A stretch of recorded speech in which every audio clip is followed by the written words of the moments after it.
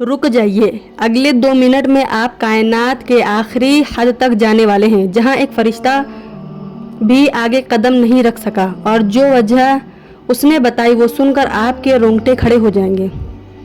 ہم روز آسمان دیکھتے ہیں، سمجھتے ہیں یہی سب کچھ ہے۔ قرآن کہتا ہے 7 آسمان ہیں، تو 7 آسمان کے بعد کیا ہے؟ ایک رات مسجد حرم سے مسجد اقصی تک ایک سفر ہوا، پھر وہاں سے کچھ ایسا شروع ہوا جو آج تک دوبارہ نہیں ہوا۔ ہر آسمان پر ایک نبی نے استقبال کیا، حضرت آدم علیہ السلام، حضرت یحییٰ علیہ السلام، حضرت عیسیٰ علیہ السلام، حضرت یوسف علیہ السلام، ادریس علیہ السلام، ہارون علیہ السلام، موسیٰ علیہ السلام، ابراہیم علیہ السلام۔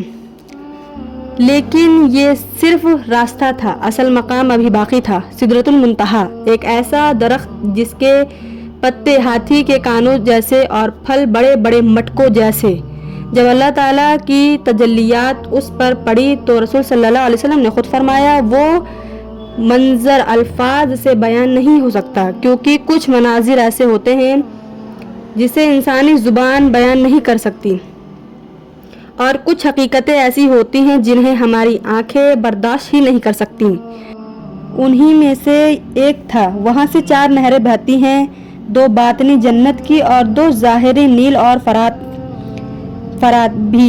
پھر وہ لمحہ آیا، جبرائیل علیہ السلام جو ہر آسمان پر ساتھ رہے وہیں رک گئے۔ اللہ کے نبی نے پوچھا آپ آگے کیوں نہیں چلتے؟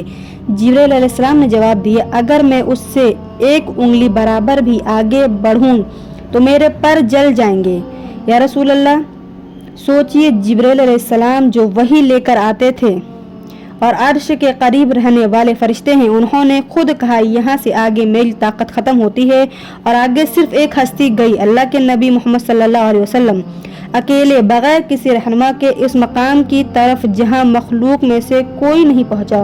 وہاں اللہ تعالیٰ نے خود اپنے محبوب سے کلام فرمایا، اور اسی رات امت کو 3 تحفے ملے۔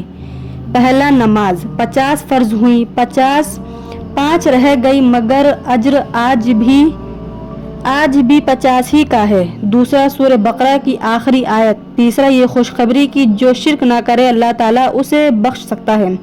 ذرا سوچیے، ہم روز صرف 5 نمازیں پڑھتے ہیں، لیکن اللہ تعالیٰ ان کا اجر 50 نمازوں کے برابر عطا فرماتا ہے۔